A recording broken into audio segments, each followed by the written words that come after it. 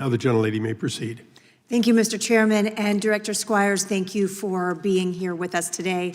The work of the U.S. Patent and Trademark Office plays such a critical role in supporting innovation, protecting intellectual property, and ensuring our patent system functions effectively for businesses and inventors. I appreciate your time with us here today. So I continue to hear from retailers and manufacturers and Main Street businesses that they are being sued for widely used off-the-shelf technology like Wi-Fi systems or point-of-sale devices, and being forced into settlements because the expense associated with litigating in our Article III courts is simply too high. How do you respond to concerns that limiting access to PTAB is increasing litigation costs and forcing small businesses into these settlements? Thank you for the question. And the high cost of litigation is, of course, a concern, and that's why under the AIA, IPRs were designed as an alternative to litigation, lower cost litigation. But IPR is not the only game in town. People also tend to conflate PTAB, limiting PTAB, and that's not what's intended to happen. That's not what we're intending with the rule. There's always the avenue of reexamination. We would love to see people utilize PGRs more effectively, sooner in time, clearer title.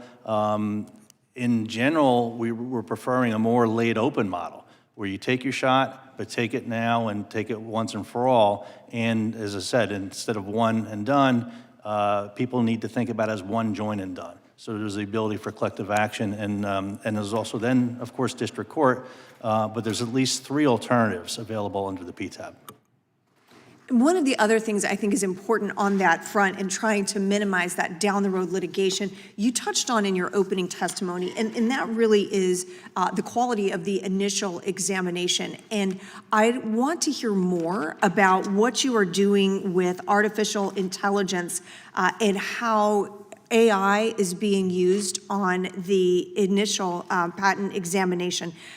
Particularly, I'd like to hear, you've emphasized human in the loop approach, using AI, but also having humans involved.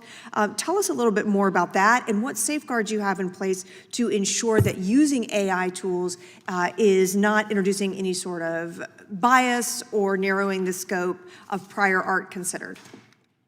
Thank you for the question. It has multiple touch points, of course, in the office, but I'll give you one example. We have launched a what we call ASAP, AI-generated pilot program, which takes the prior art, gets it to the applicant before the first office action. So literally, the examiners and the applicant are on the same page with the prior art beforehand. So they have some agency as to what they want to do. They can make an amendment. They can, marshal their arguments or decide this is not going to go well. We're not going to waste our resources and refile with something, direct the resources to something that might be more productive. So we're trying to get information in the hands of people at the soonest possible point where they can do something with it and have people be on the same page.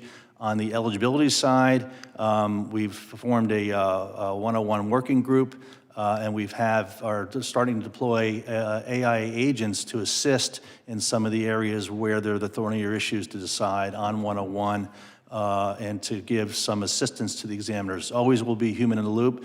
The larger vision is, as I mentioned in my opening statement, to have the examiners be able to manage a cadre of agents, deploy them as they see fit to their cases, and be able to do thousands of hours in the hundreds of hours time, but still remain expert in their field and be just as equipped as the private sector applications coming in to meet the examination challenge. Thank you, Director. I yield the balance of my time to the Chairman.